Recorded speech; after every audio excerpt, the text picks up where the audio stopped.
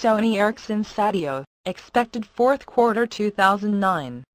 The Sony Ericsson Satio was revealed to the world back in February under the code name I2. Probably the first 12-megapixel camera phone to market, the Satio hopes to re-establish Sony Ericsson as a force to be reckoned with in the mobile phone business. 3 months after the initial announcement, does the Satio still impress?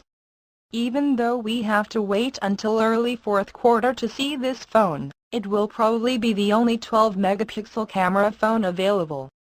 The large 3.5-inch 640 by 360 pixel display is certainly competitive with most of the competition, and as you would expect, the Sony Ericsson Satio has GPS, Wi-Fi and HSDPA. It will also be one of the first phones to run the new Symbian Foundation operating system. So yes, it is still quite impressive, for now.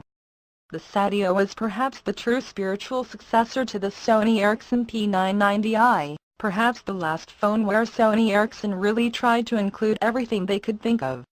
Sony Ericsson clearly hoped that the Satio will help to revive its flagging fortunes, along with 2 other very oddly named phones announced at the same time, the Ano and the Yari.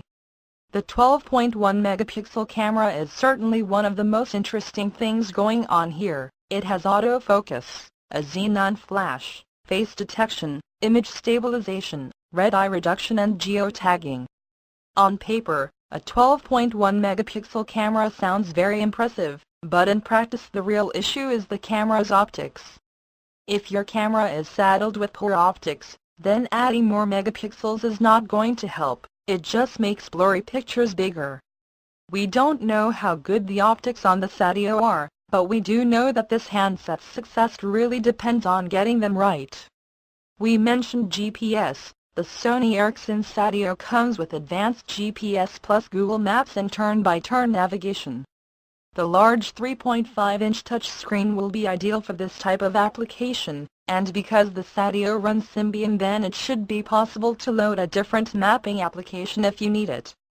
The operating system is Symbian S65th edition, similar in capabilities to that found on the Nokia 5800 Express Music. It supports handwriting recognition, it automatically adjusts to screen orientation, and it will support a wide variety of applications. Some of the bundled apps include a WebKit-based web browser, built-in applications for Facebook and YouTube, email integration including Exchange ActiveSync, and a multimedia player. On the subject of multimedia, the Sony Ericsson Satio also includes an FM radio, and there's also an 8GB micro SD card included in the standard sales package, which should provide room for plenty of media clips. Underneath, the Satio is a quad-band GSM phone with UMTS 2100 and HSDPA support plus Wi-Fi. In the US, a slightly different version called the Sony Ericsson Satio A adds tri-band UMTS support. The Satio measures 112 by 55 by 13 mm and weighs 126 grams. Sony Ericsson have not stated how large the battery is, nor how long the Satio will last on a full charge. Other features include a TV out, plus of course USB and Bluetooth connectivity. The standard sales package has a stereo wired headset, USB cable, an 8GB memory card plus all the usual components. Sony Ericsson can also supply an IM920 viewing stand as an option, allowing the Satio to be used for video playback or on a desk.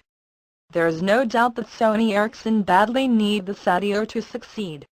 But when it comes out in early fourth quarter, we will have waited 8 months or more from the initial announcement, and Sony Ericsson's competition is not exactly standing still.